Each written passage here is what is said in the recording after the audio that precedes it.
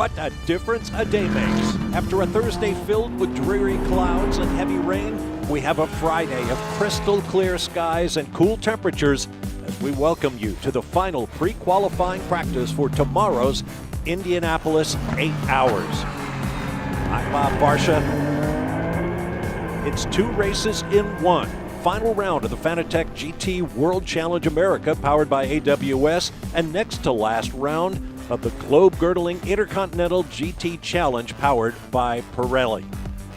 There's a beautiful view of downtown Indianapolis, and I can't tell you how happy the teams up and down the pit lane are to see this sunshine.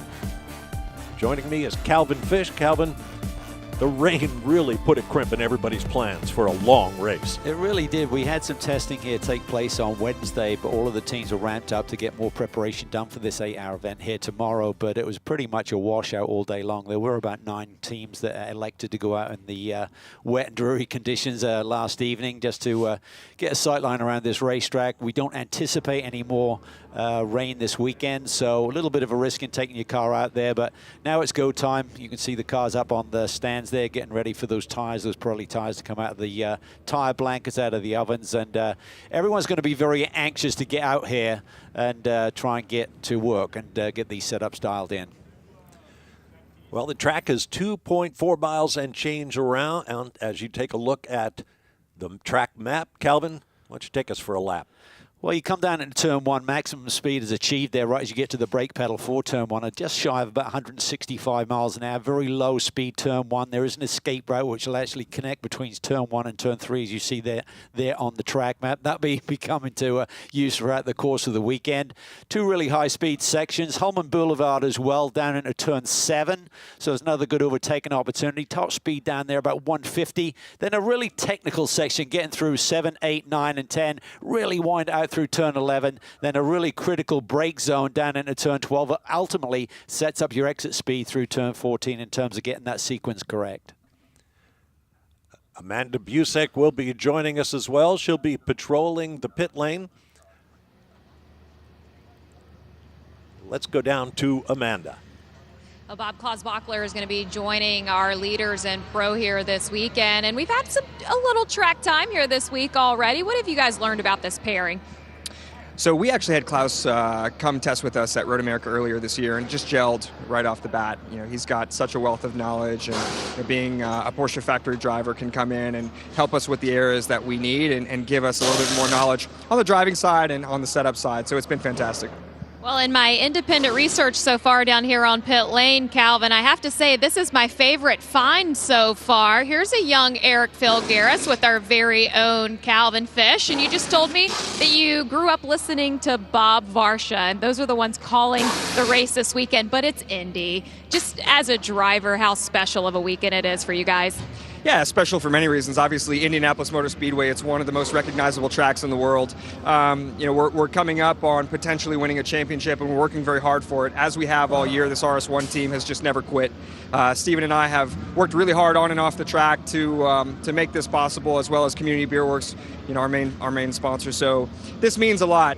Yeah, growing up and listening to Bob Varsha when I would watch Formula One. And, you know, I really appreciate everything that Calvin always says and mentions on the broadcast about me and my dad coming to the tracks and pounding the pavement and trying to meet as many people and show face as much as possible. So I dug that photo up and just wanted to embarrass Calvin a little bit, but also truly say thank you. I don't want to go without this moment, too. It's, you know, first season in GT3, and now you get to show and flex your talents against some of the international drivers that are here this week. Did you think about that coming into the weekend? You know, it's something you do think about because you watch the 12 hours of Bathurst, the 24 hours of Spa, and you see these big names, factory drivers. So it really is cool. It's a pleasure and an honor to share the track with them. But, you know, it doesn't take our eyes off our focus. Thank you, Eric. They are 13 points ahead of the other competitor chasing them down. But look at good season for the 28 Porsche, guys. All right, thanks, Amanda. Kind words from Eric Filgaris. Much appreciated. But we've got cars on track. It's a 90-minute session. Let's check it out. This is Klaus-Bachler behind the wheel of that 28 machine that are in the catbird seat for this championship. double points here this weekend, so there's some big point swings that can take place. So essentially, it's typically a 25-point award for winning a race here, but it's double, so it's 50 points. So that means those margins are going to be compressed here a little bit this weekend. I think for this team, a top 5 seals it. There's only 6 cars in their class in the Pro Fanatec GT Championship, so I think they just got to hit their minimum drive time. Then I think they can think about making a statement against some of these global teams, Bob, but right now the championship is their main priority. No question about it. If you like math, we have got the race for you coming up. 2 series, multiple championships, 2 race distances, since the GT World Challenge will not contest the entire 8 hours unless the teams opt to. And we'll be following the points battles throughout the day. See Buckler there just kind of getting out of the way. He's on some kind of mission. He may be betting something in with the car, but just clears the way for that Ferrari to go through there into turn 1. As I said, this is going to be a really important session. Klaus Bachler actually sat on the pole here just a few weeks ago in a similar spec Porsche, so he knows the racetrack well. Race didn't go his way for he and the team, but certainly has showed pace here already. You see the curbs, they can really kind of cruise over those, Bobs. There's some that are a lot higher, like down in turn 7 that he's approaching right now as he backs off once again. But certainly some of the sectors here, you can really eat up those curbs. Track limits seem to be an issue throughout motorsports these days. The drivers have been told which curbs they can abuse and which they have to be careful with.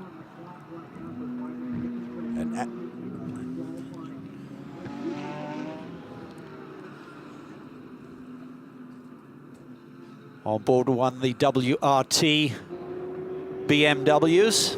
31 car, Maxime Martin. He actually had the fastest time in the wet last night. Not a surprise. Boy's from Belgium. He's used to running at Spa in a lot of rainy conditions. Let me correct myself. All cars entered in tomorrow's 8 hours will go the full 8-hour distance. Yeah, we had that situation a couple of years ago where if you're running the Fanatec GT Championship, you could elect just to run the first 3 hours and then essentially sit to the side. But regulations have changed, and now all of the competitors and entered for this race will be scored at the end of that 8-hour period. And for a lot of the championship contenders, one of the main boxes to tick is to get to the 50% mark. It's 50% of the laps, so it might not necessarily be right at the 4-hour mark, but you have to do 50% of the laps achieved by your class winner to be awarded points at the end of the day. So there's always a nervous time, Bob, when you got that championship. You've been laying in bed thinking about it, and you're thinking ahead to this final race of the championship season. You just hope that car's going to keep on ticking. Love the flow through here. This is from 12 through to 14, leads on that front straightaway. Here's the Singleton Acura in the race for Racer's Edge Motorsports. It's turn 10, that's an important one. You start to wind up through the gears here. Climbing back up onto the super speedway here. This is between the short chute, so to speak, between 1 and 2, but going in the opposite direction here at Indy. You see the grass was right up behind the curbing throughout much of this, call it a 2.5-mile lap. Because of all that heavy rain yesterday, we've seen cars go off in previous sessions and get stuck in the mud. So you have to be very careful to keep it on the island. Yeah, I think at this point it's everyone's agenda. We need this full 90 minutes. We don't need any drama. Make sure the drivers don't get out there and get too anxious. The one thing that helps, relatively mild conditions here today, Bob. We're in the mid-60s already, but tomorrow, certainly the forecast looks like it's going to be high 50s at best. So right. Certainly, as we get towards the checkered flag tomorrow night, we anticipate the track temp and the ambient temp coming down and maybe a factor here in the setup on the race cars.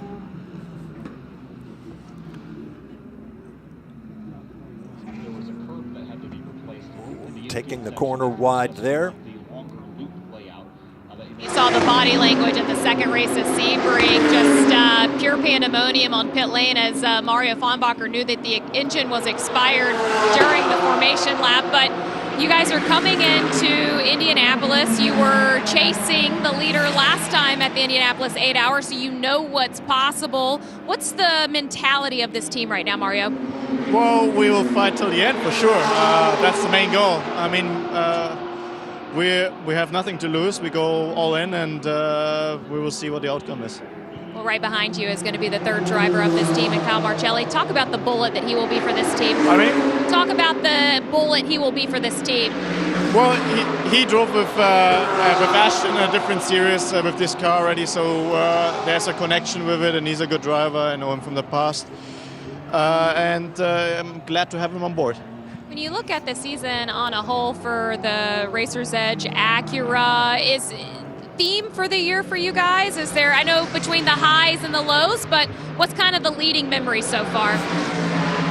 I would say the overall win in Circuit of Americas. Unfortunately, we had a lot of lows this year, a lot of bad luck, and that's the reason why we're in this position right now. But it's nothing lost, and it's over when the checkered flag drops at the end of the 8 hours. We're going to start seeing what this GT3 machinery is capable of this weekend. What benefits are there for the Acura at Indy? That's hard to tell right now. I think after the free practice sessions and qualifying, you will know more, but usually the true face shows in the race. Well, Ashton Harrison is currently behind the wheel of that 93 Acura. She told us at Sebring her elbows will be out headed towards the final. Yeah, it was a devastating blow to their championship charge because they looked to be able to eat into the lead that the 28 car had there at Sebring, then had that technical issue with the engine and the coolant system early in the going, so got a 0 score. They didn't get to the 50% mark, Bob, so now they're very much on the back heels and dropped to third in this championship. They essentially have to win this race and have the 28 car finish last in this field to steal the championship. Not out of the realm of possibility, and we talk about championships, but there's also a race to be won, and that means a lot to a lot of these teams. And I recall last year's battle when that 93 car was in a huge fight for the Pro-Am. And it was just down to the wire. Great fun to watch. It really was. It was a crazy race. We saw the two Ferraris hitting each other and open up the door for the Mercedes to come through and steal the victory. So BMW have won here in the past, Audi have won, Mercedes have won. So it's not only about championships, it's the prestige of winning here at Indy. I mean, it's a special place to race on, and for any driver, they'd love to have that on their resume and kiss the yard of bricks here come Saturday evening. That's true. It is Indianapolis, after all. As they continue on their way, let's hear from another man with vast experience. Bill Auberlen is standing by with Amanda. And as you talk about kissing the bricks, Calvin, the team that is very familiar with that here at the 8 Hour, and Bill, you come in as defending champ and before, but a lot of momentum coming off of Sebring. What's the kind of overall on the team right now, in your perspective? I think we're looking good. We've made some setup gains, I think, where the car's reacting really well. The BMW M4 obviously is very competitive.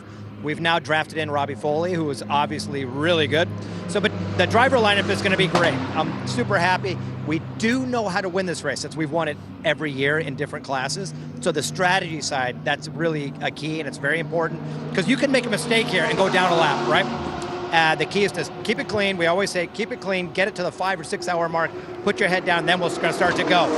Everybody is asking, do you want to win the overall? You always want to win the overall, but the main thing is we need to win our class, the pro class here, and then we could wind up winning the overall championship in our class. That's the priority. Then the icing on the cake would be to win the overall against all the factory guys. That would be icing on the cake. In talking to a lot of drivers out here, everyone has kind of identified the BMW as the threat here this weekend. Do you agree? I think it's good. The other ones, we have the same pace as the other ones, but they have a little bit better, longer run pace. If we could achieve what they're doing and not deg off the tires so bad, then we'll be in the same shape. That's all what we did. We wanted to test yesterday, but it rained out. So we're sort of missing that gap of, did we make all the right changes? We're learning it now. Robbie's out there. He's going to make a few changes. Then I get in, and we'll give it a shot and hope we put it all in the right direction. Just real quickly, I don't know if I'm going to get your secrets, but considering you guys have won this thing a time or two, what is the strategy around an 8-hour? Oh, yeah. Well, it's to not make mistakes. Because the pit lane is so long, you can go down a lap. So almost every yellow you see, pit, and don't go down that lap. Take on the fuel, because if you get caught out under green, having to pit under green, you're going to go a lap down. That's kind of helped us out quite a bit. And just don't force yourself into an error. Guys, can you explain that a little more on what we might see during race day? Well, certainly there's some regulations where a little bit different to what we're used to in the Fanatec GT. Essentially, if you elect to do a pit stop and you take any fuel, whether it's a splash of fuel or a full fuel load, there's a minimum stop time from pit in to pit out of 112 seconds. So you got to get your fuel mileage right. That's one of the keys. You don't want to be 10 minutes shy of fuel and have to come down pit lane, maybe needing to only stand still for 5-10 seconds, but you still got to serve that mandatory stop time. So there's a lot of wrinkles in the regulations. They have clarified some things. For example, this year, if we go full course yellow, Bob, pit lane will be closed. We saw some teams really have some great strategy around gaining a little advantage with the previous years that we've run here with this combined regulation package. But this year, I think they've done a tremendous job of taking away some of the nuance of the rules and regs where some team could gain a big advantage. Now, as we watch the Bimmer World M4 make its way around, we saw during the interview that I believe it's Chandler Hull in the car right now was swerving back and forth. Now, he's been out there for a bunch of laps. I'm wondering if he's having trouble getting these tires into the operating window. Yeah, certainly tire temperature is going to be a key factor here this weekend. Sometimes when you see a driver weaving around, he may have gone a little bit wide through one of the corners, picked up some of the marbles that are around this racetrack. But the racetrack is pretty green. We had that heavy rain, as you mentioned, Bob, yesterday, and basically that takes a lot of the rubber away. So that means the cars are probably going to gradually change balance and grip up a little bit as we put more and more laps down in this 90-minute session. See these curbs here, really technical section here through 8, 9, and 10. And then there's a couple of curbs that you really don't want to use too much. One is down here on the entry of this next corner. This is turn 12. You're back onto the short chute. Got about a 9-degree angle with the banking there coming, kind of tips you into that corner. That curb there, you don't want to use too much down in turn 12, but this is where really turn 12 and the entry there sets you up for getting on this front straightaway. It's like a chess match, being a couple of steps ahead. Down the long front straightaway. Into the action corner. No matter who's racing on the road course at the Indianapolis Motor Speedway, turn 1 is always a tricky proposition.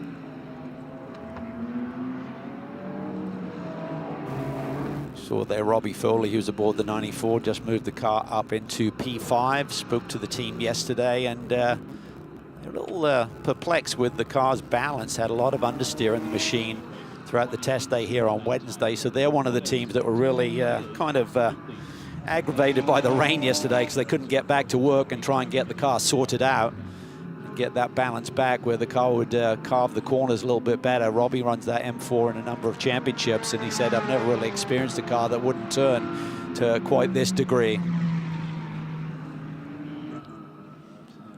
Right now, topping the timesheets, 123.297 by Onofrio Triarsti, a brand we haven't talked about yet, but they loom large at every race. Ferrari 296 GT3 of Triarci competition. Goes Ryan Dial, who set that time a little bit earlier in this session. Ryan Dial, the lead driver on that car with Justin Weatherall for the championship season. Triarci is the son of the team owner there, and is also running in another GT3 championship here in North America, so he's familiar with this Ferrari 296 and been drafted in for this longer endurance 8-hour event.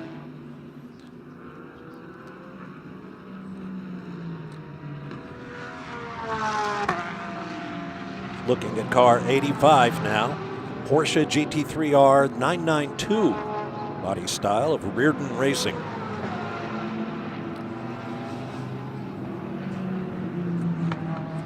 Yeah, the 85 machine, Redden Racing, they got this new Porsche relatively late, Bob. I just had a chat with the team this morning. They're very excited about that. Vesko Kozarov, he's been an SRO champion in years past, and teaming up with young Jake Peterson. So exciting young talent, just got a couple of years of racing under his belt. And but they're very excited about what this young man has, and brought in Christian Engelhardt, who's got tremendous experience, a Porsche works driver.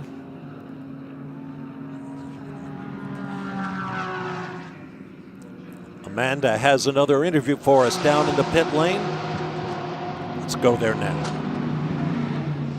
Well, here we are with George Kurtz on pit lane here at the Indianapolis 8-hour, and we're here once again, George. It's crazy to think that's already 1 year later. You guys are battling in this Pro-Am championship. What's your gut feeling coming in? Well, it's been it really has been a great season, a lot of ups and downs, and obviously we're battling for the championship with the 120, who's done a great job. So at this point, it's just about winner take all, and you know, we're going to leave it all on the track and see who comes out the winner at the end.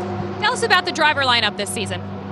Well, obviously, Colin and I have been a pair for a long time, and we brought in Nolan Siegel, and Nolan's been running with me in a different series. So he's a great kid, and just thought he would be a great addition to the team with the silver rating change this year from bronze. So at the last minute, we had to make a change and add Nolan, but we're excited to have him on this team. It seems like the temperatures are going to inch colder and colder as we get closer to race day. Is that a benefit for the Mercedes? I don't know that it is. It really gets tough on this tire compound, and the Mercedes doesn't put as much heat into the tire as some of the other cars, so we're a bit worried about the tire temperatures and just the pickup, because this place gets really bad for pickup. So we're going to see what we can do, and you know, we're going to hope for the best. You're very familiar with endurance formats. What's kind of the strategy around for you on an 8-hour race? Well, I think the biggest thing is you just got to stay out of trouble for the whole race, and certainly early on. So I just want to get through my stints clean, keep the car in a good position, and then obviously we got some fantastic drivers to help finish it out. Team's done a good job. I think they're ready for the pit stops, and anything can happen in 8 hours, as you know, and we saw that last year, unfortunately, but we're going to see what we can put together. Thank you, George. Thank you. It's been a hectic weekend already for that CrowdStrike team. They had to change chassis after an incident on Thursday. As you see, this Mercedes-AMG GT3 seems to be working just fine for them. Yeah, that's turn 5 and 6, high-speed chicane. This is Holman Boulevard heading down into turn 7, heavy brake zone. Good overtake an opportunity as well during the race. But yeah, there's a crazy moment here, and early part of yesterday it was dry. It started to rain kind of mid-morning. There was a bronze test session that George Kurtz was a part of, and he actually got rammed by a GT4 car in the GT America Championship practice session and turned the car hard into the wall into turn 1 and cracked the chassis, so they had to immediately jump onto this spare chassis. So not an ideal way to start a very important championship weekend. 3 victories on the season for the team. And they're in a fascinating battle, Bob, with the 120 machine of Adam Adelson, Elliott Skier. 3 points separate the two cars, which is incredible. And it's basically winner takes all. Whoever finishes in front of the other one is going to clinch this championship.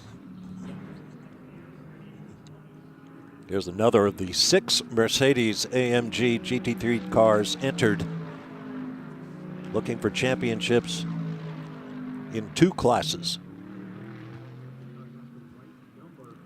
That's Maxi Goetz behind the wheel, 77 machine. Mercedes trying to follow up and repeat on their victory of last year.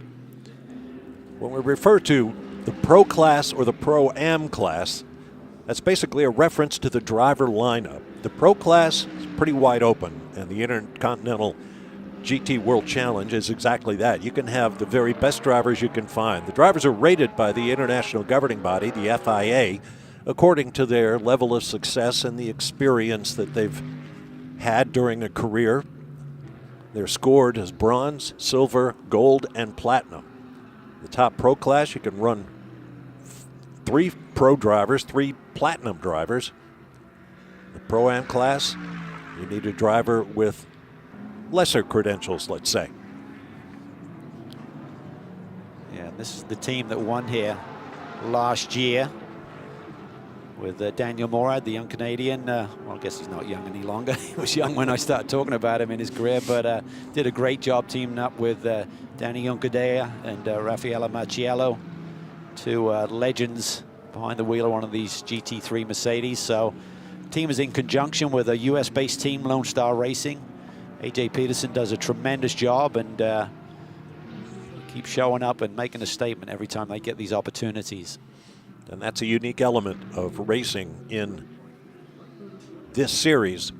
The manufacturers in the Intercontinental GT World Challenge cannot send their factory teams. You think of Manthey when you think of Porsche and so on. They have to nominate a customer team, and that team will represent them in the championship. And those customer teams change from stop to stop along the 5 races on 4 continents that make up the IGTWC.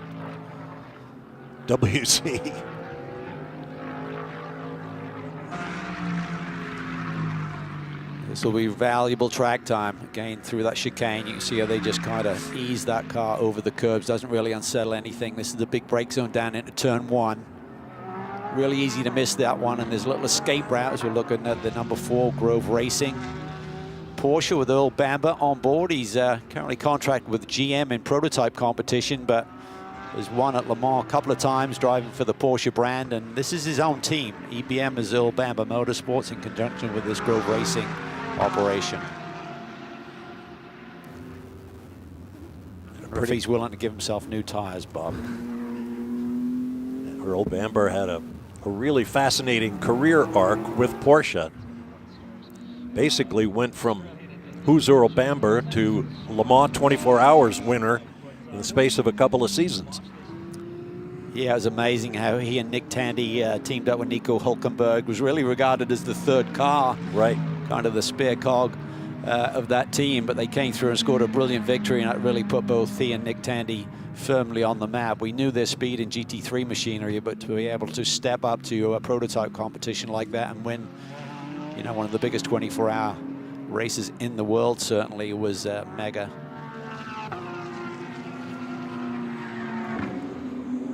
Huber Motorsports. This team had the fastest time in the second test session here. Let's call it a test session, not free practice session here on Wednesday. So it's certainly shown some pace here this weekend.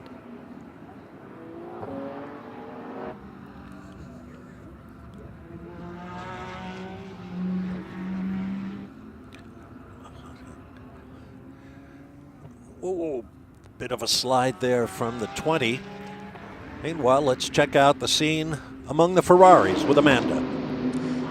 The Conquest Racing Ferrari is still working through a few issues back in the garage with Alessandro Banzan. What can you tell us about what's happening? Yeah, we are. Lilou was in the car. We were having some problem with the launch control. The car struggling leaving the pit box. Then she finally did the manual launch using the clutch, but we were having some data that we didn't like in the car, so we pulled the car back to the garage.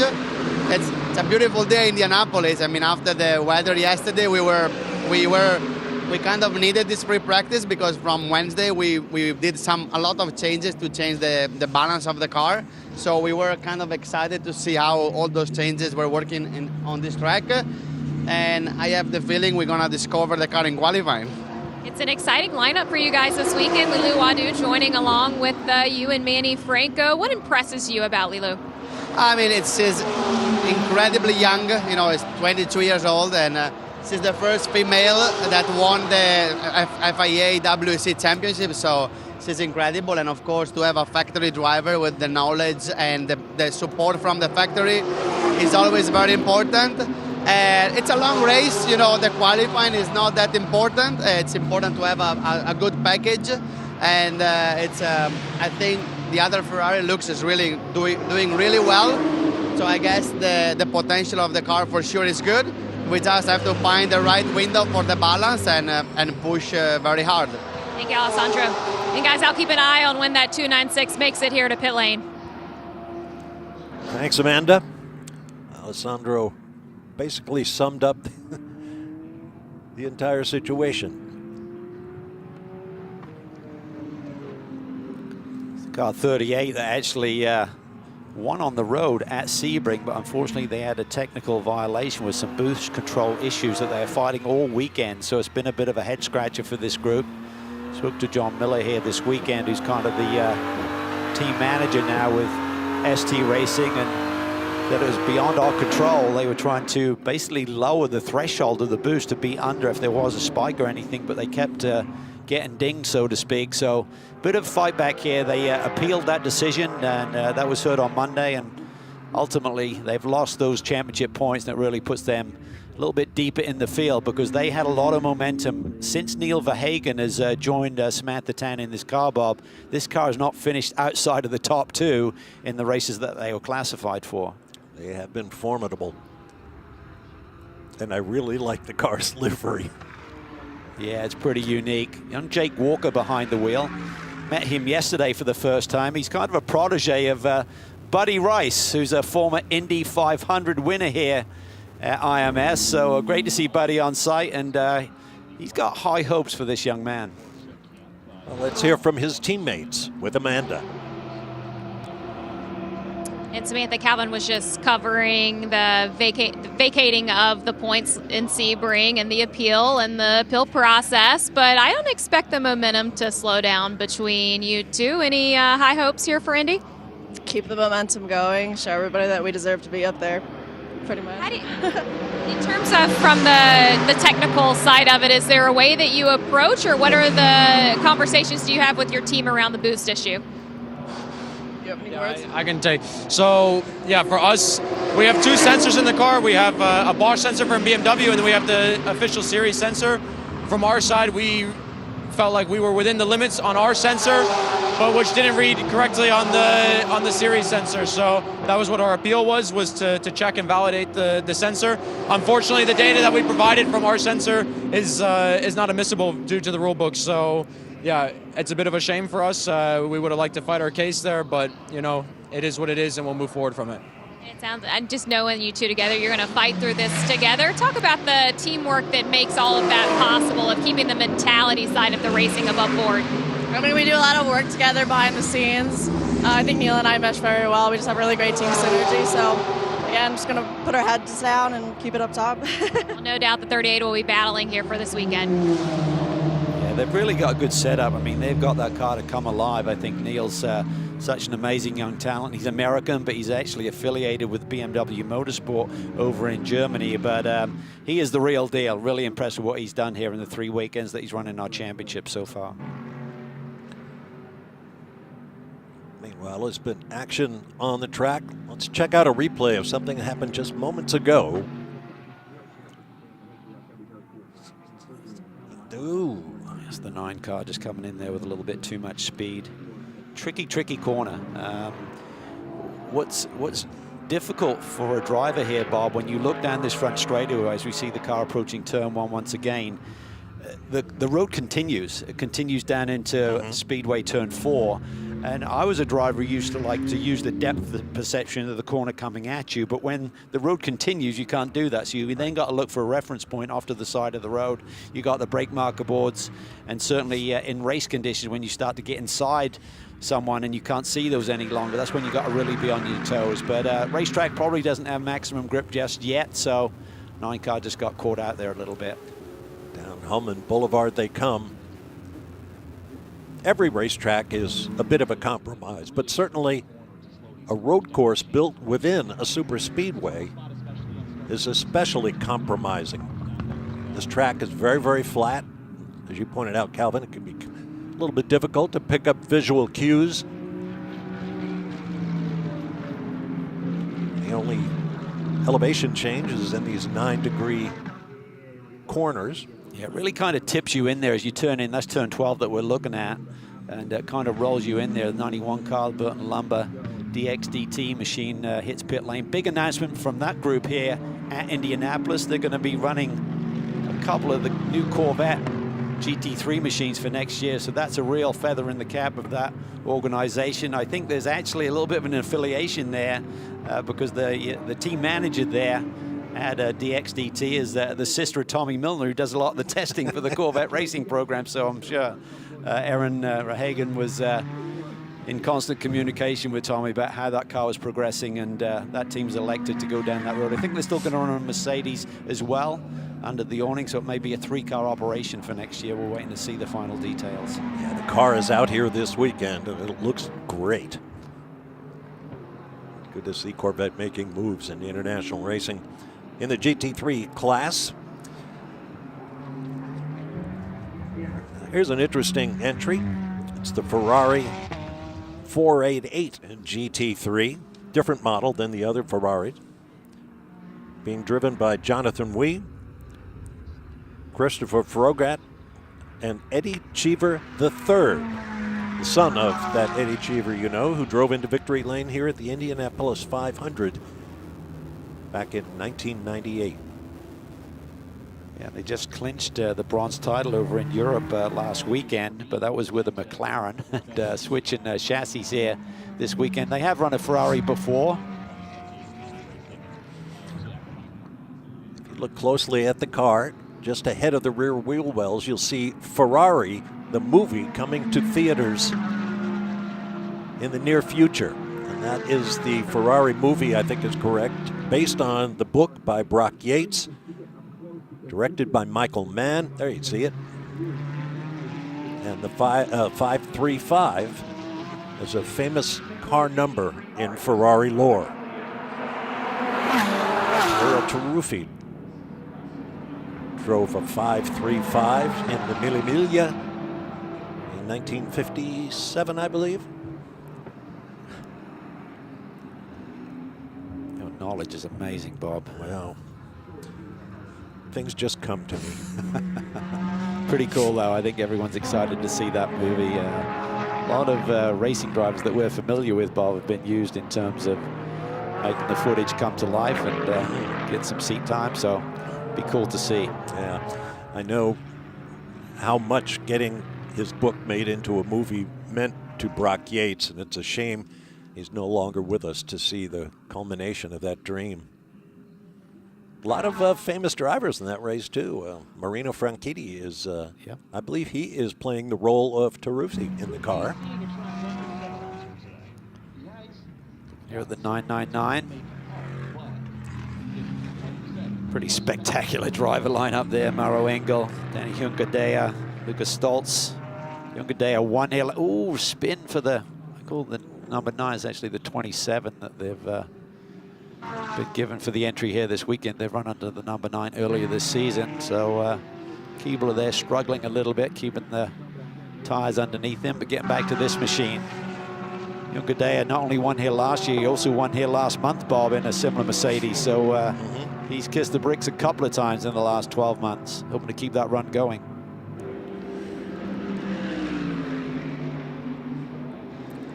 Mercedes won the original Intercontinental GT Challenge race held on American soil at WeatherTech Raceway Laguna Seca. You and I called that race. Lucas Stoltz was on the driver's strength.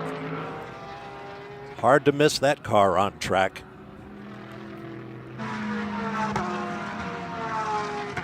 Now let's get more on the Corvette story with Amanda. Hey, Bob. Yeah, standing by with Erica Hagan down here, DXDT. And you were telling me a little off camera about how this came to be. Where did it start in conversation for you guys? Well, I think when we heard that there was an opportunity to run a manufacturer that has not been in the series, and we would be the primary team to do so for at least the first year, I think that was a big interest to David Askew, the owner. As you said, it's kind of surprising that the news didn't leak out sooner, but now that it's been out, what's been the response? We've had a great response on social media. We've gotten a lot more followers than we've had in the past, so I think that's a plus. We've also now been having some people reach out to us and see what opportunities they may have for us. Not to take away any thunder, tease it, but can you tell us anything about lineups for next season yet? No, we don't have anything set in stone for lineups. We're still kind of waiting. I mean, since this is the first time we've really been talking about it, we really want to see who's available, who would be a good fit for our team, and who would be interested in doing this with us. Thank you, Aaron. Calvin, I did hear that Jeff Burton is going to stay in the Mercedes all of next season, and it might be around April that we see that Corvette on track. We're seeing Jeff out there right now. I had a chat with him this morning and talked about those plans, and he said, yeah, I'll be back under the tent, but maintaining this platform, Mercedes AMG, which it's good to see Jeff with some consistency. He was constantly changing chassis, Bob. It was like every season he switched around. I think the consistency and now on the platform and getting that underneath him is going to be a positive. He's back on track after that miscue. Here's a look at the number 45. Madison Snow, Jan Halen, who raced at this track in an Indy car back in the day, and another young American star, Trent Hindman, for Wright Motorsports. Yeah, and this team has really come alive here, swept the weekend at Sebring. And they've struggled a little bit, to be honest with you, with this latest iteration of this Porsche. This is the 992 model. They run the 991 under the 120 entry, but they finally found the magic sauce at Sebring. I know they did a little bit of testing there, and Madison Snow and Jan Halen, just stunning driver lineup. Madison Snow coming off another championship win this year, won 5 races over in IMSA this year. And they actually clinched that championship, he and Brian Sellers, who co-drive together in that championship right here at Indianapolis with a podium run just last month. So both very much on top of their game still. Jan, I feel, is one of the fastest drivers in this paddock. And it's good to see this Wright Motorsport team finally getting the success with this new model of Porsche. Long history with the Porsche brand, of course, John Wright. There you see the group. There's Trent Hindman, screen left, Madison Snow, screen right. There was just an announcement this morning that Trent's regular teammate in the other championship here in North America is going to take a break for next year. So he might be one of those drivers that Aaron Grahagan is thinking about who's available. You never know. It's that silly season, Bob, when new entries are being announced and some others are maybe going away. It's fun to think about. And Corvette fans are among the most loyal in the sport, so I'm sure that news of the new GT3 model is crackling over the wires as we speak. Got any major race, look for a Corvette corral, and guarantee it'll be packed. Yeah, it's so well supported, and I think that really is the bloodline to that program, just that the fans continue to embrace it and support it. That's what's kept Corvette racing going. And you and I have both been to Le Mans, where of course they do the scrutineering of the cars in the town square. And that American Corvette team has been a crowd favorite for many, many years. Big cheer goes up when those bright yellow Corvettes rolled into the square. You can hear the cadence on the throttle application through that technical section. You can't be fully committed. Just got to be really disciplined. Try and keep the tire underneath the car. Get the car so it can use some of those apex curbs to kind of straight line and create a wider radius and lay a bit more speed on top of.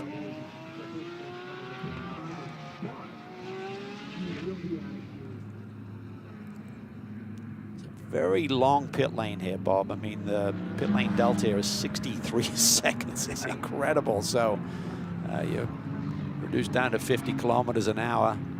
And it's a long run as it runs parallel, of course, to that front straightaway here at Indy. Every bit of that long pit lane is pretty much occupied. 201, I believe, is the number of vehicles here for all of the different races going on under the SRO umbrella this weekend at Indianapolis Motor Speedway. There are a lot of cars, transporters, tents, you name it.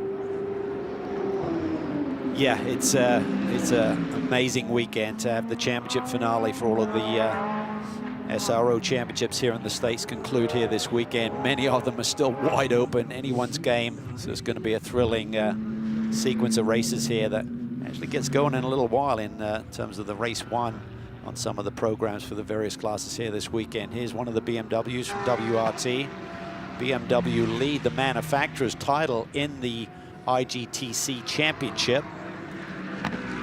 There is a chance, Bob, that they could clinch here this weekend, but they need everything to go their way before they head off to Abu Dhabi.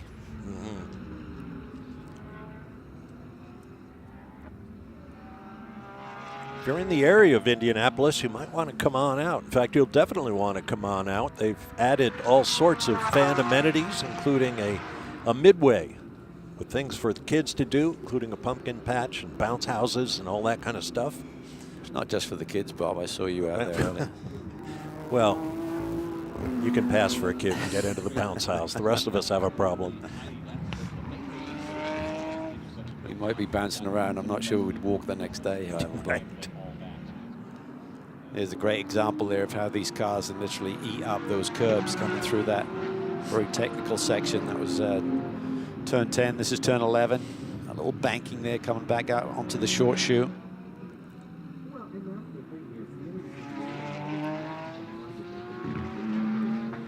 Beautiful livery on this machine.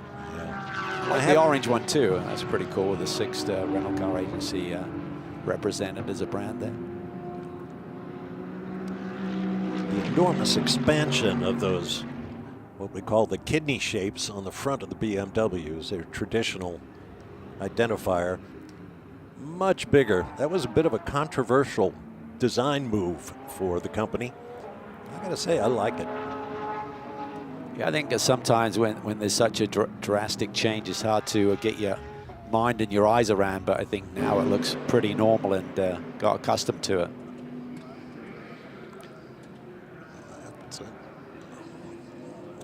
That's the Racers Group Aston Martin being pushed away. Here's more with Amanda. Well, as we see the 007 Aston Martin being pushed back to the garage, Derek DeBoer just said it was a parts failure that might take them out for the rest of this session. What did you experience while you were driving? Yeah, not the confidence-inspiring moment I was hoping for pre-qualifying, but seemed like we were losing something with the suspension in the right rear, so everywhere I was, just the rear was wanting to move on me, and that's never a fun moment, especially coming around 14 where you're supposed to be flat out coming onto the main straight here, but all days don't go as planned, so we'll just keep pushing forward, and the Archangel TRG guys are more than capable. I'm sure we'll get it fixed, and Val and I are used to kind of going into qualifying a little bit blind, so we'll just do that trick again. Derek, you come into this weekend third in the points. We know it's going to be a battle between you and Samantha here towards the end, but has this season exceeded your expectations? First year racing in GT3? Well, you remember me and how unrealistic of expectations I have, so not really. We'll always expect to be at the pointy end, but for it to actually happen is a whole other thing. So a lot of things have had to align for this to work, and I feel just ultimately very blessed to be here. We're at Indianapolis Motor Speedway. We're in the fight for the championship. Samantha's coming on strong, so we just have to put our best foot forward and do what we do and have a good time, and hopefully we'll be spraying some champagne at the end. I was talking to BHC earlier in the weekend, who returns with you here at Indianapolis, and he described the relationship between you two like brotherly, father-son. How important has this relationship been to you as a racing driver? It's incredible. It's exactly what I've been looking for. I've had so many great co-drivers over the year, but this switch to Aston Martin and then providing factory drivers both with Ross and Valentin and now Ben has just been just more than I could imagine. He actually called me a father from another mother the other day, and I did smack him in the elbow because I think it's actually supposed to be brother from another mother. I'm not that old. Well, I know Valentin was given the task of finding the third driver. What can you tell us about Ben Hunt so far? Ben has been incredible to work with. He's obviously very quick, very capable, very safe. It was a kind of a magic equation that we needed at the spot that we are in the championship. We didn't need somebody that's only fast. We need somebody that be really responsible with the car, make sure we get to the end, and make sure we're in the hunt all the way to that final moment. And Ben's our guy. Thank you, Derek. Yep. Yeah, met Ben yesterday. He's having lunch with his teammates, and spoke to Valentin about him, and he actually runs with the same team, not in the same car, but with the same team, TF Sport. So he's very familiar with the Aston Martin package, and comes in here with great credentials. Here's a look at car 120. The Wright Motorsports 911 GT3R. There's Adam Adelson, co-driver of that machine, and what a season they have put together. Just simply sensational. First year making the big move from GT4 to GT3 competition and lead this Pro-Am Championship. 6 wins on the season in class. And he and Elliott Skier just have great chemistry. They're joined this weekend by another guy who knows his way around at least the speedway portion of the Indianapolis Motor Speedway facility, Callum Ilott. Yeah, I believe Callum met Adam over in Monaco at some point. That's how they got introduced to one another and have stayed in touch over the last couple of years. And Callum's a real talent. At one point was a Ferrari affiliated driver and has been running in the IndyCar Championship here in the States for the last couple of seasons, and has certainly had some strong showings and great potential. But he wants to expand his motor racing horizon a little bit and would love to do some endurance racing. So this opportunity came up. They got it together, did a test session with him here at Indy, and this all seemed to be working out quite well. But big responsibility.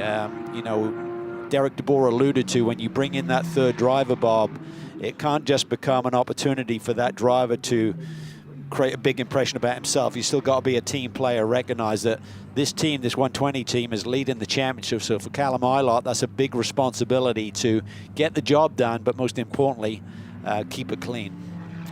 Yeah, that's one of the charms of endurance racing, is that you have to share the car with other drivers. You can't set it up to your own personal taste. It has to be something all of the drivers are comfortable with.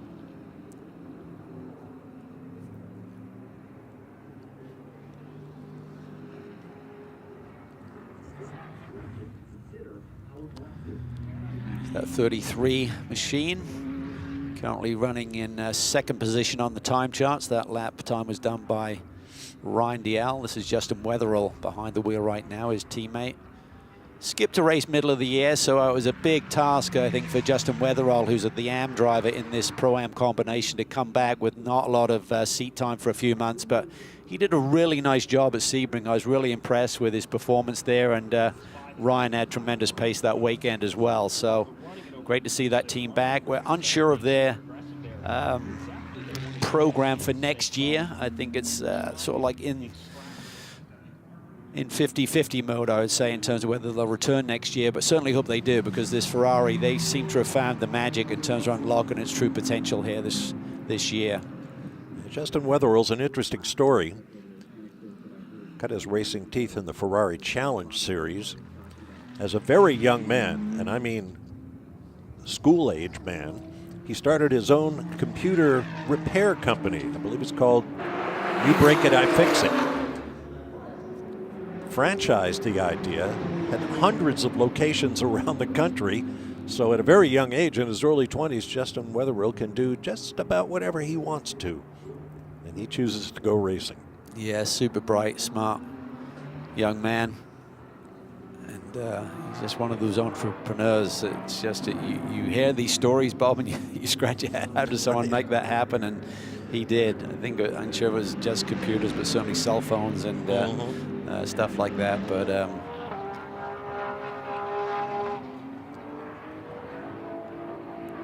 we'll pick up the Mercedes from DXTT Racing. Scott Smithson, Thomas Sargent, Brian Sellers. As we mentioned, and Matt spoke to Aaron Hagen, the team manager, about this team bringing on the Corvettes for next year. We expect Scott Smithson and Brian Sellers to continue with the team, but as Aaron said, they're not ready to make any announcements just yet. But I think they've got great chemistry. I mean, I think everyone within that group has been a little bit frustrated that they haven't been able to maybe get the speed out of their cars compared to the 04 CrowdStrike entry, but nonetheless, they're a talented group, got really quality people in place there, and I think the future is bright for this team.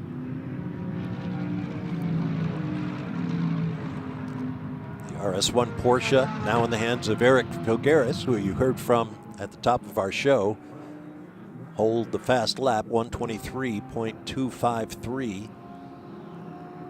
And that's good news for that team, because they've had, I mean, even though they're in a really strong championship position with a 30-point lead, they have had weekends, Bob, where they haven't found the setup on that portion, have just really been grinding to execute the weekends and maximize their point score. So the fact they've got a car here that they can be racy with, certainly so far, is showing good speed potential. But I think, again, the first half of their race, all they want to do is knock out the drive time. There's a minimum drive time of 60 minutes per driver.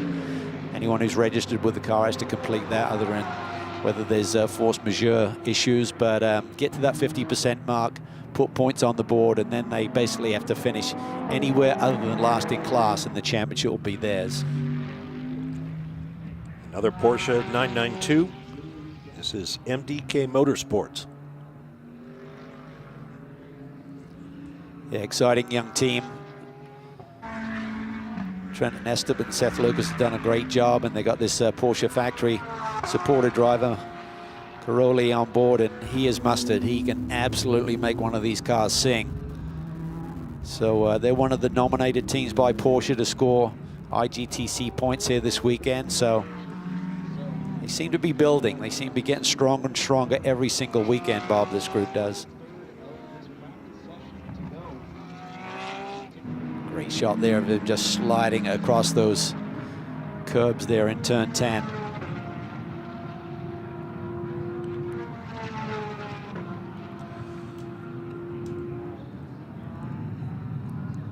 These are critical laps in preparation for qualifying, which comes up later today in a very unique format. Each of the 3 drivers on the driving strength must put in time in the car in his own 15-minute session using a designated set of tires. And assuming all goes well and they get hot laps out of all 3 drivers, it's the average of their 3 fastest laps that determines their position on the grid.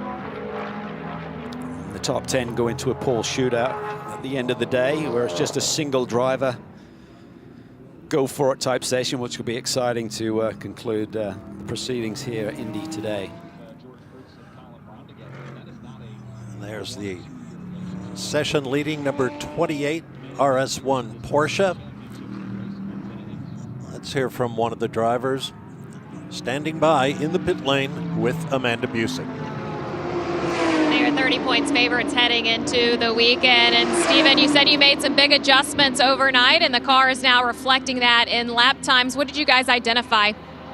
Yeah, like I said, we were not great off the trailer. We made some pretty big changes last night, but we have to keep in mind as well, it's going to be a lot cooler tomorrow for the race.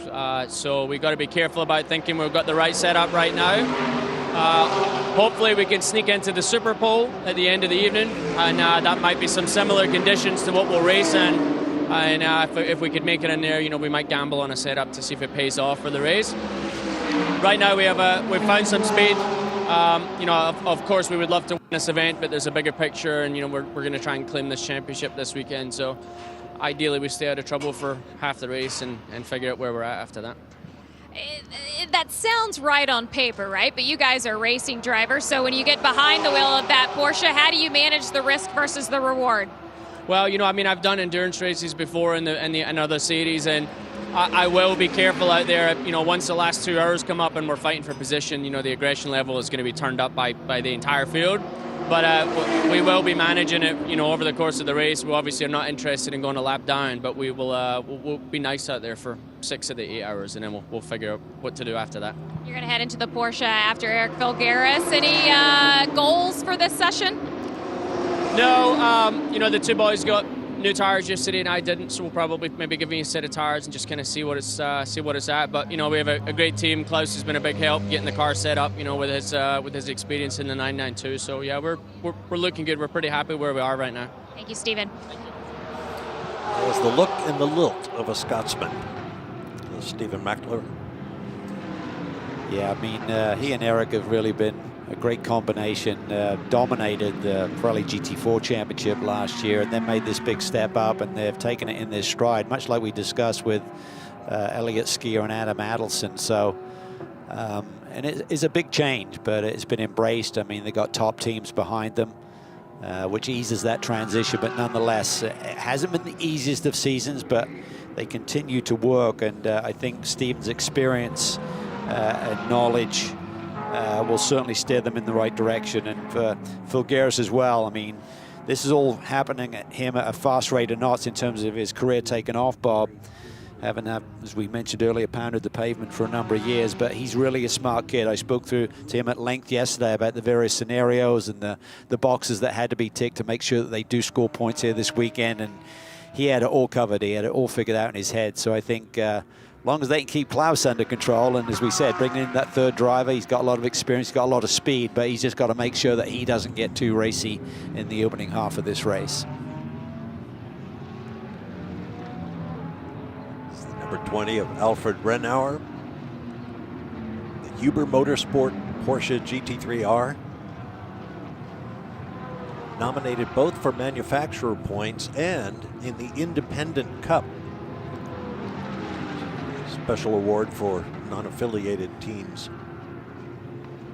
Yeah, Alfred Rennauer has run GT Open, he's run Fanatec Europe, and he started his racing back in 2003 in Carrera Cup, so a lot of experience with the Porsche brand. This team runs the Fanatec GT Europe Championship as well, so a lot of experience here. Not surprised to see them showing strongly. Currently P3 on the board right now, and led a test session here on Wednesday as well. The times are close. 23.25, 23.29, 23.35, and so on. Qualifying is going to be exciting. Yeah, this is the 85 machine, the Reardon Racing machine. And you can see the livery. It's actually inspired by young Jake Peterson, love of music, and this is a Jimi Hendrix design that he said. He said he had Jimmy Page on one of his other cars that he's campaigned here earlier this season, so excited to see Reardon Racing back. They've had a lot of success, a lot of customer racing programs over the last few years. Vesko Kozarov, Lara Talman really work hard at making sure that they have all of the tools in place. Manti Racing have some of their personnel here this weekend, Bob, helping them learn the ropes with this new Porsche that they only just recently received.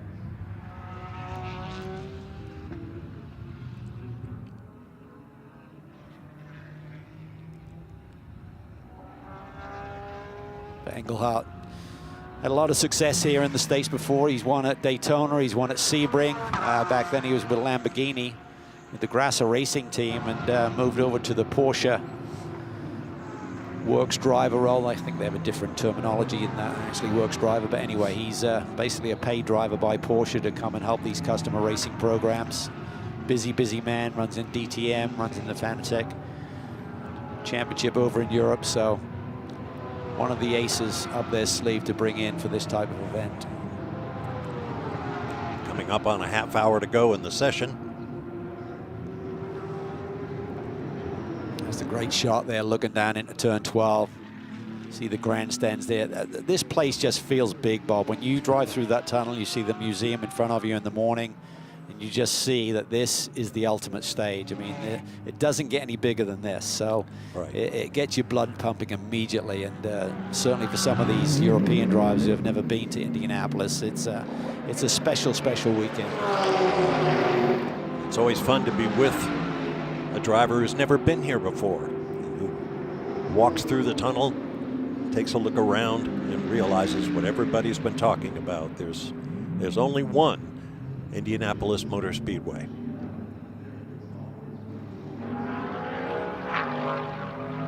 Third oldest organized speedway in the world, after Brooklands in the UK, the Milwaukee Mile. Wow. Slightly older than Indianapolis Motor Speedway.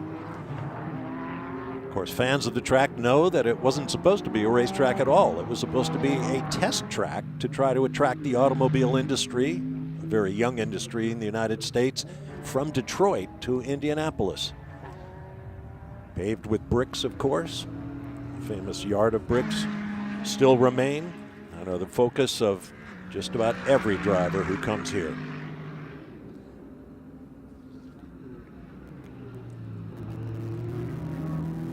Engel now behind the wheel.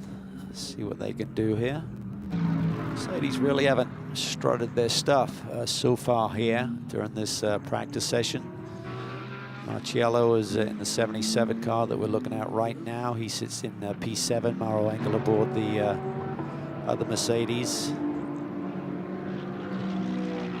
P8. And their time's about half a second off, so everyone will be on a slightly different agenda, maybe doing some longer runs on the tires right now, waiting for that track to rubber up, and then maybe throw some fresh Pirelli P0s at the end of this session, really get a good feel for what the car will do and what they'll need it to do for that qualifying session, Bob. And as you said, it's pretty unique. You got all three drivers going out, and then it's the average of the 3 times put together will qualify you potentially for that pole shootout, which is only the top 10 here this weekend. For Spa, for example, it's 15 cars. While Amanda is standing by with 2/3 of the driver's strength in this car. Let's yeah, go we're there sitting now. here. Bob, yeah, we can see it on the big screen. Raffaele Marciello behind the wheel of that 77. And Max, you've already been out on track today. Any reflections that you've seen so far? Yeah, so I was open the training for us. I mean, it's always nice to be here, especially after yesterday with not the driving at all because of the weather conditions. So in the end was good for us to open, or for me especially, open the stint. And actually it's like normal stuff, housekeeping, learning the car again on this track with low grip because the water washed all away, all the rubber. So we started from new. We did some changes, of course, overnight, and it seems to be better than we had on the testing. So it's like the normal stuff you do. So it's important for all of us to get some laps in, and we did it, so it feels good. How would you describe racing at IMS? It's my first time over here, especially in Indy, so it's really cool to be back here in America. I love racing in the US, so it's really, really cool, and especially with such a grid, with such competitive cars, competing against them with such a lineup on a Mercedes AMG car. It's just fun, and so these guys has to defend the title, the win from last year, but it's going to be for sure really, really hard.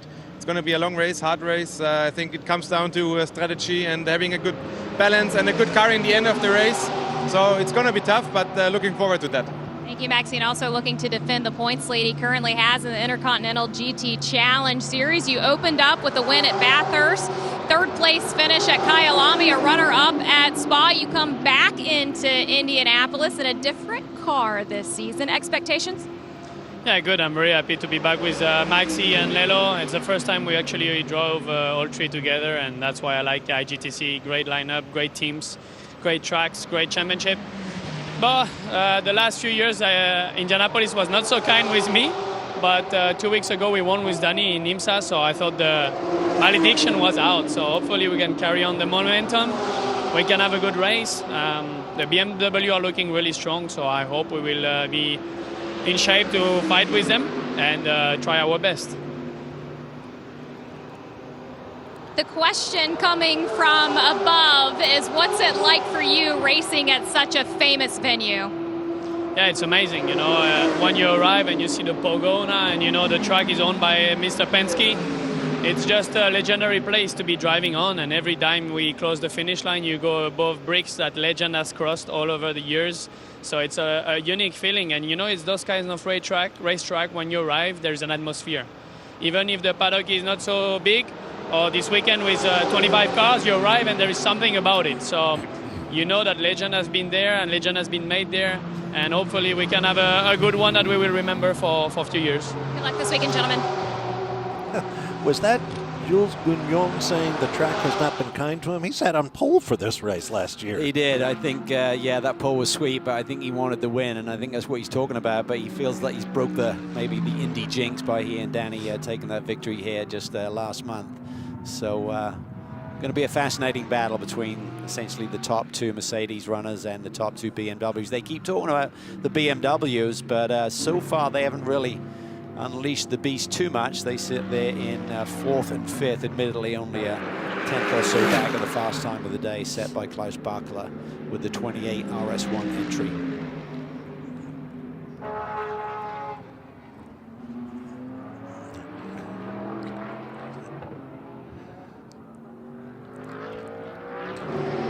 Just under 25 minutes to go in the session. There's Manny Franco, who I believe is racing here for the first time, but right now he doesn't have a race car.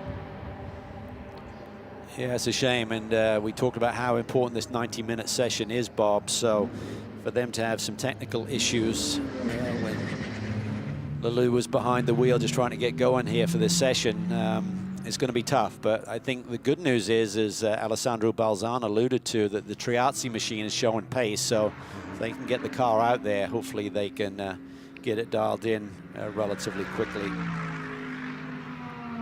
Showing 7 laps that they've actually completed in this session, but they've been in and out laps, no real time on the board.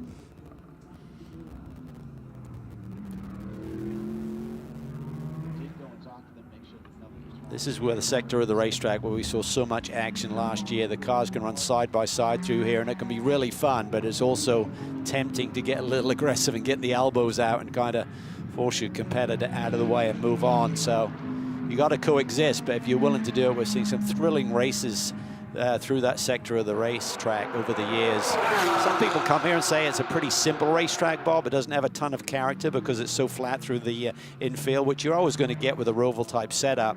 But nonetheless, I think it can provide spectacular racing. Well, we saw that last year. Battle after battle, all the way down to the finish. And again, it's about the place as much as anything. Not so much about the track, but about this facility that has seen so much history over more than a century now. Yeah, it's a beautiful day out there. Crisp. Big drop in temperature from when everyone arrived here earlier this week. It's dropped about 10-15 degrees, so that changes the balance of the race car. So that's where the teams with the big notebooks can figure out what's worked in the past and try and be ahead of the curve a little bit, particularly when we get to that qualifying session when you need the car to be really sharp, maybe deal with it being a little bit more on edge when you're only just trying to lay down a one-lap flyer. There is a light breeze blowing from left to right as the drivers come down the long front straightaway. Not enough to affect the race cars, I would think, but it is rippling the flags just a little bit. Yeah, it's kind of a side wind down the straightaway, so it wouldn't really be affecting your gearing too much. If you have a really fierce headwind or tailwind one way to the other, obviously they run parallel to one another with the front stretch in Holman Boulevard, that long straightaway down to turn 7. So you may be being pushed down one side and running head into the wind the other, but this is more of a side wind right now for the straightaways.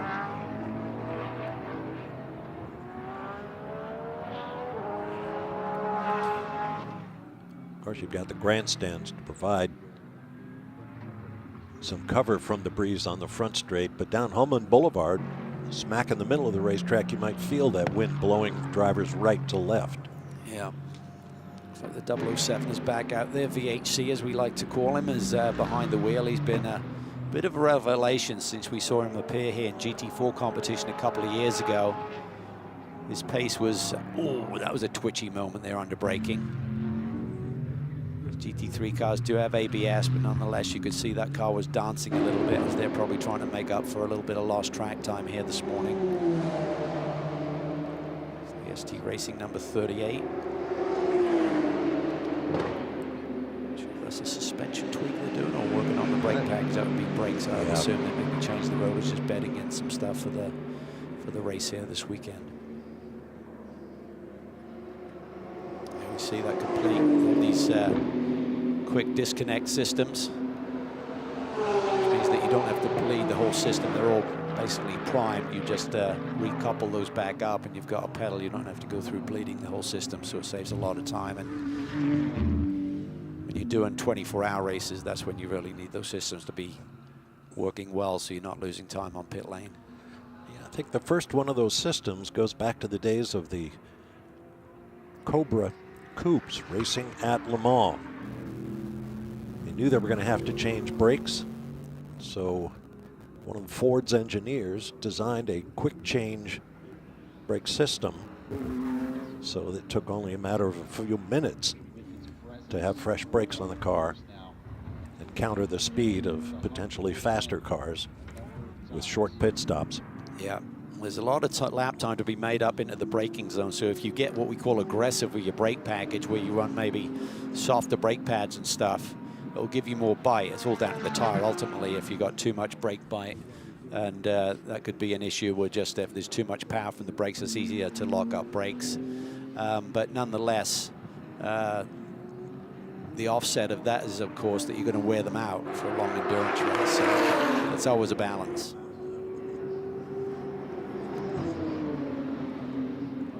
Less than 20 minutes remaining in the session.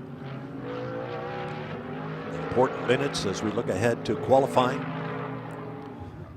Bill Aublin behind the wheel here. This is a team that's had a really solid year. They sit second in points right now, 30 points back. They're really not the only option. The 93 car could still squeak it if they won the weekend, but certainly Bill Aublin, Chandler Hull have had a solid year. Had a couple of races that they wish they could have got back. Had a technical issue at Road America. Chandler and Manny Franco got together at Coda with a pretty devastating crash for both cars there. But if they got those points in any sort of way, top 5, top 3 maybe, they could have been leading this championship. But everyone has their story on a championship season. If this one hadn't done this, then the point scenario would be different. But certainly a great year for Bimmerwald. If you'd like to plan to join us for qualifying, it'll be coming your way at 3:35 Eastern Time.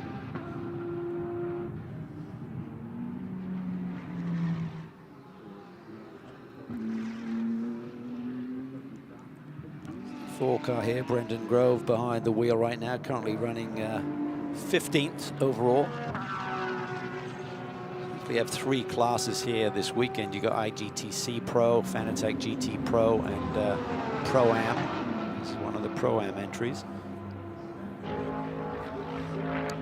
Again, that's based on the experience level of the driver. Yeah, if you're running in Pro-Am, you're essentially only allowed to have 1 Pro on board, either gold or platinum rated, and then you have to have a bronze, and they can be joined by a silver this year, which is a slight change in the regs from years past. I believe the platinum driver in that car is the team owner, Earl Bamber.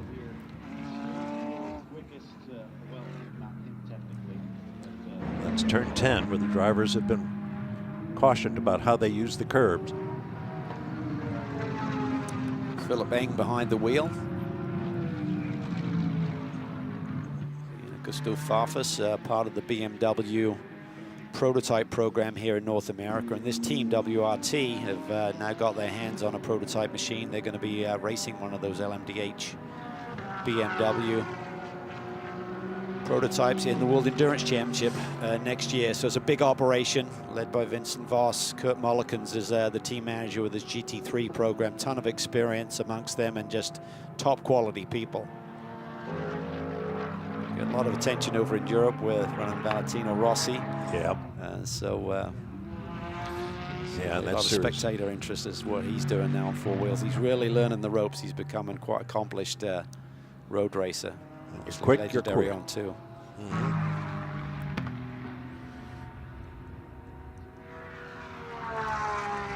Now that prototype racing, or hypercars at Le Mans, are going to explode in coming years. There are going to be so many manufacturers joining. Yeah, I think the future is really bright right now for sports car racing in general. Certainly this GT3 platform, which is now going to be embraced at Le Mans as well. Right. Moving forward, getting away from the bespoke GT Le Mans and GTE cars as they are once known. It just allows so many more manufacturers to be involved in these global championships, which is very exciting. And of course, part of the IGTC next year is the fact that the Nürburgring 24-hour race is going to be part of a 4-round championship next year, alongside obviously the CrowdStrike 24 at Spa, Bathurst, and here at India as well.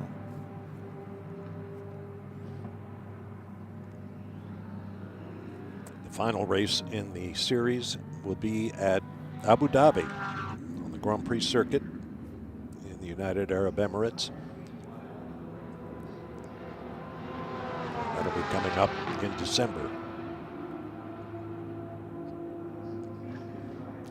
There's expected a huge entry for that race, with a lot of local teams taken in as well. So that should be potentially mid-30 car grid, I believe. Is Adelson jumping out? I think that's Skier jumping in. They have been a fun driver pairing and program to watch this year. They're running the older car, Bob. That's the 991, which Right. tends to have a little bit more straightaway speed than the newer iteration, or less downforce, whatever the case. It scoots down the straightaways a little bit more efficiently. Time for more from Amanda in the pit lane.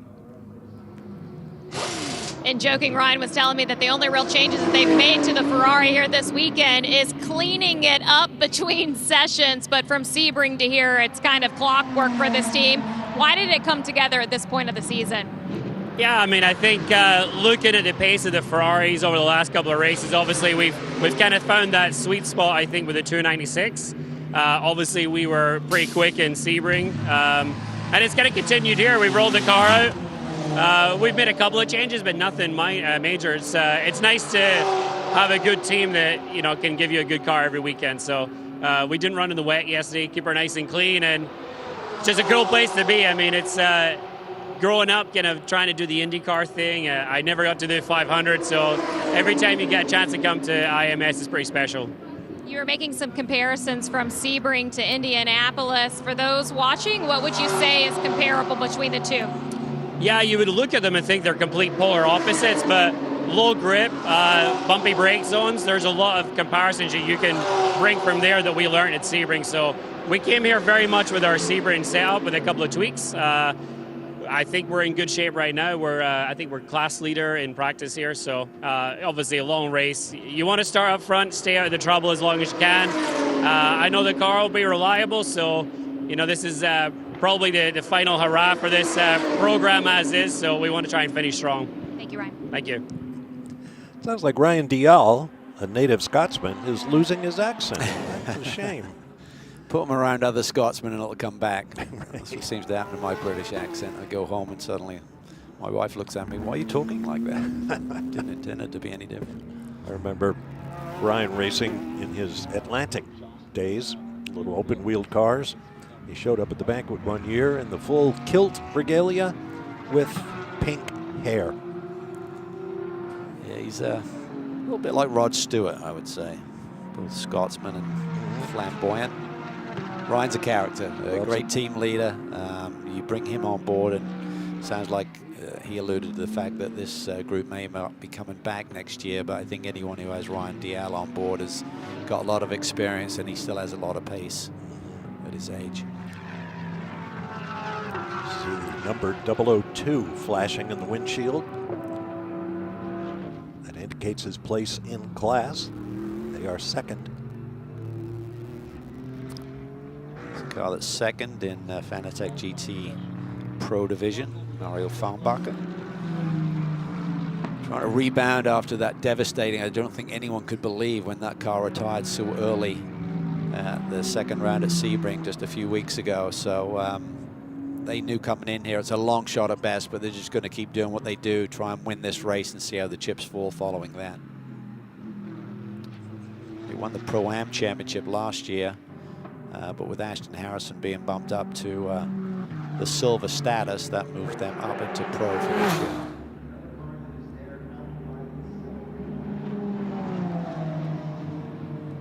They're 6th overall, second in class, but they're only less than a quarter of a second off fast time of the day, so it's very, very tight. See the car weaving around a little bit like we saw VHC a few minutes ago aboard the 007. Threshold braking, even though we got the ABS kicking in, it's still trying to wag the tail a little bit.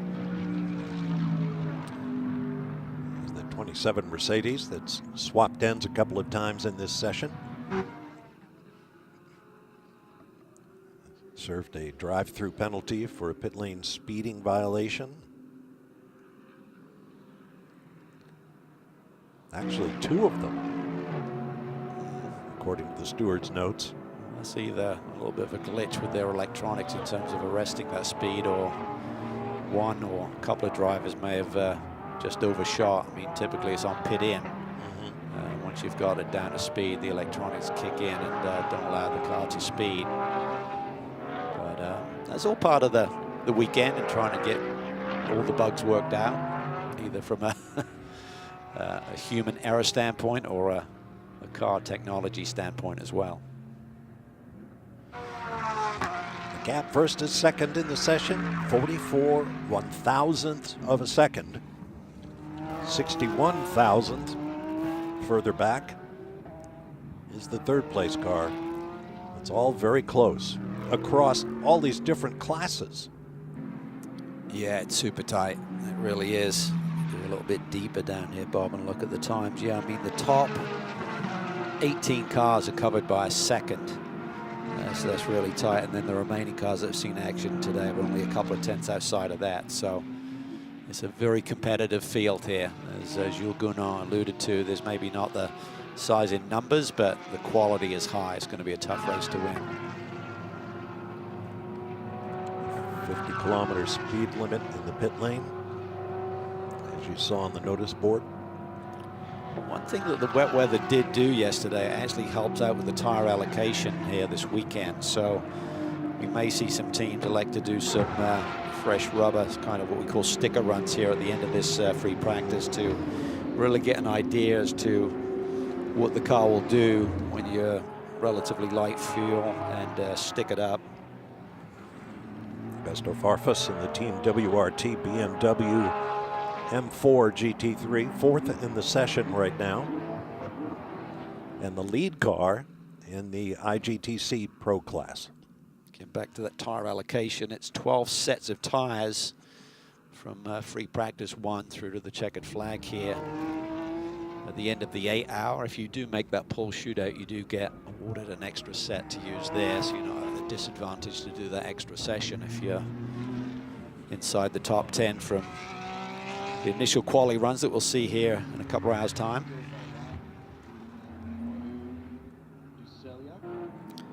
Oof. There's that 21 machine, so it seems to be up to speed now, Bob, so hopefully they've got that glitch sorted out, which was with the launch control, according to Alessandro Balzan. So, local favorite from Conquest Racing.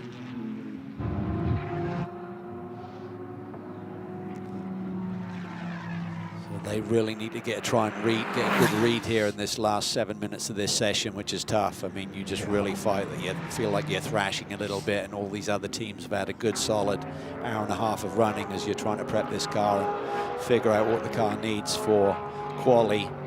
Alessandro alluded to the fact in the interview with Amanda that they'd kind of made some big changes, big swings at the setup on the race car, and really wanted to evaluate those. And a lot of that evaluation happens over the course of a long run, which they're not going to get with only 6 minutes and 35 seconds remaining in the session. That is for sure. Another Ferrari behind, using all of the track and then some, which the drivers are allowed to do at that particular turn. That's turn 6. Yeah, basically with most of these curbs around here, you got to have some part of a tire touching. Otherwise you're out of bounds. So if you shortcut and go all the way to the inside, that's not allowed. A little tight there coming onto the front straightaway. McAleer now behind the wheel of that 28 car.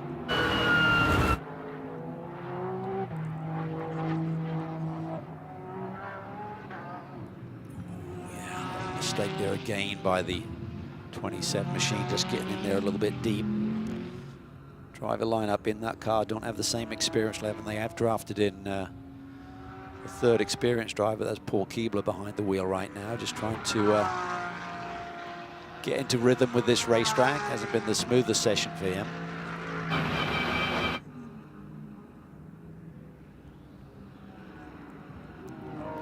It's quite a bump there, right in the braking zone for turn number 7 at the end of Holman Boulevard down the middle of the racetrack. Yeah, and I think that's what Ryan Dial was alluding to. They're essentially running their Sebring setup. So you think you come to Indy, it's as smooth as a billiard table, but he's saying in the brake zones there are some bumps. So a lot of the suspension settings and how the dampers are absorbing those bumps seem to be working from the setup that they ran in Florida a couple of weeks ago to being here this weekend.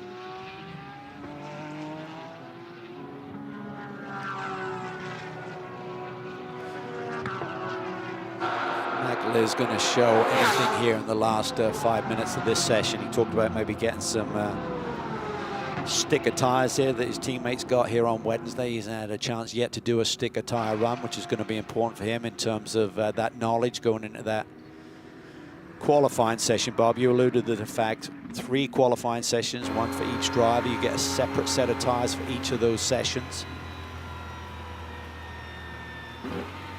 Board here with Neil Verhagen, who looks like he's just trying to find some clean air and ramp up for maybe a fly here at the end of the session.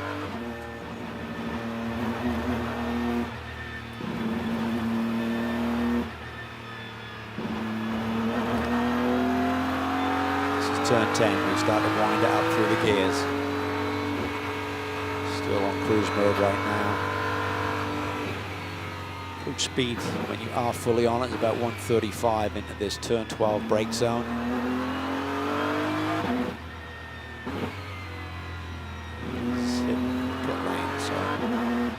We'll see further action here.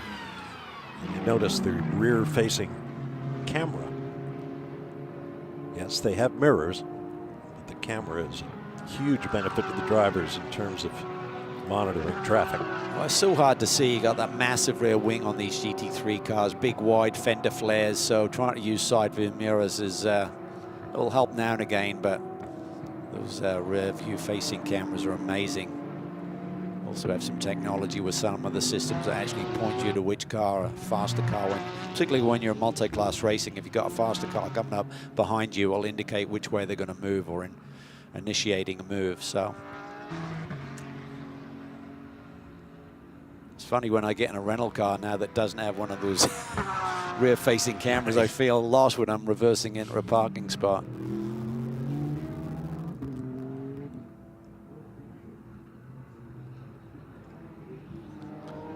Bamber moving up the charts here with the number 4.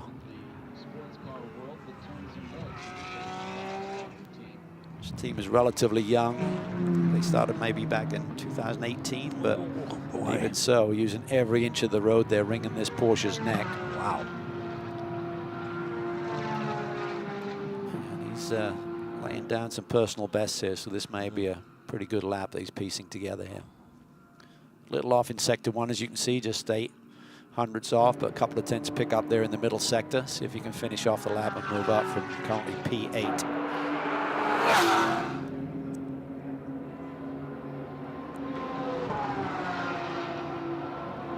Actually lost a little bit there in sector 3, so about 4 tenths off his previous best.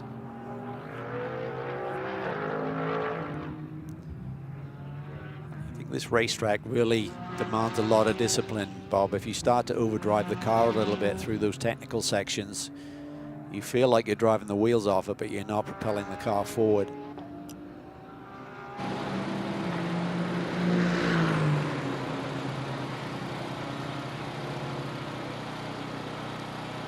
Pretty smooth session there. I mean, obviously we had a couple of technical issues, mainly with the 21 Ferrari, but I think everyone got really valuable track time there, Bob. Not too much interruption, so no yellow flags. Yeah.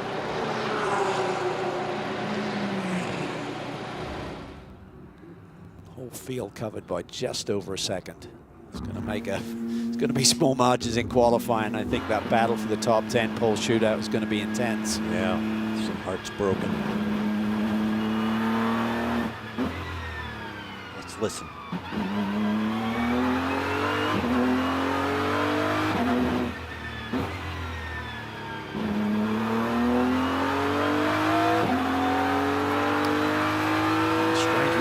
Car going relatively slowly, hitting pit lane, just 3 minutes left on the board. See if they are trying to set up for some sort of flying lap here at the end, or whether they're going to bail again.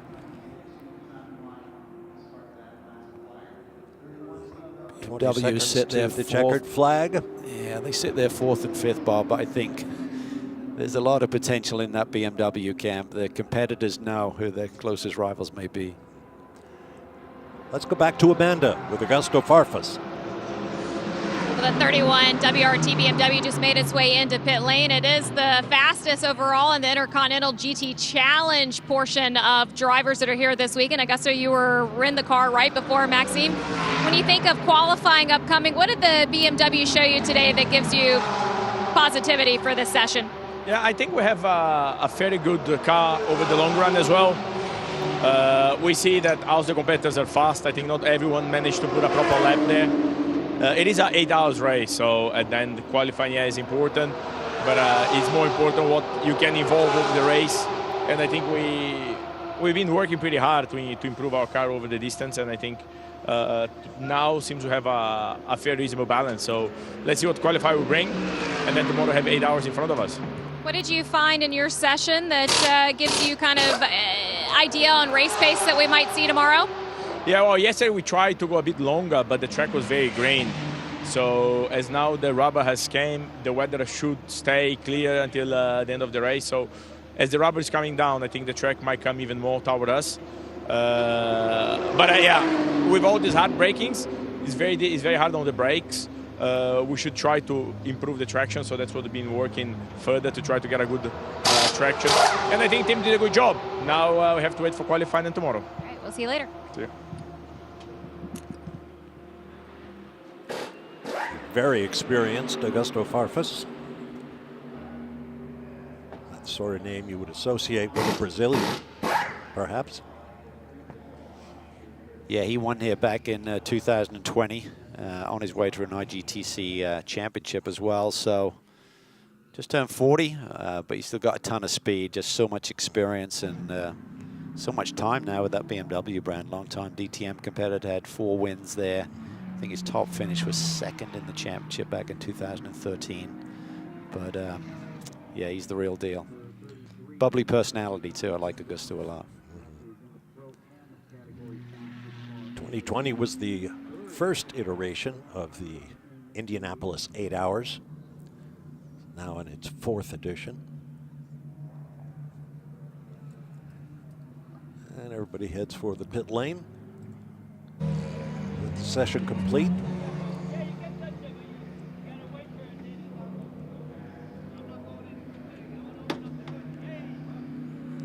This team's going to be pretty pumped. It's a really solid session for this Porsche team that leads the Fanatec GT Pro Championship.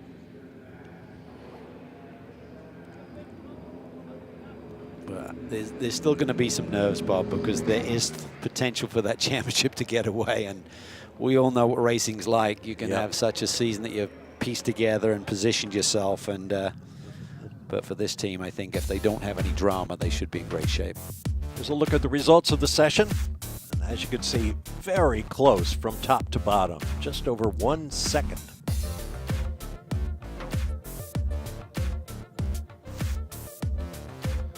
It's going to be spectacular come qualifying time. Notice also the international participation here.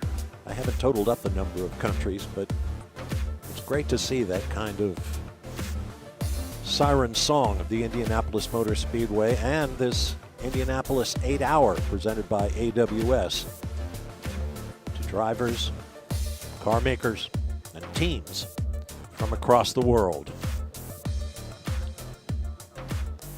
And let's hear from another of the drivers from the 28 car with Amanda.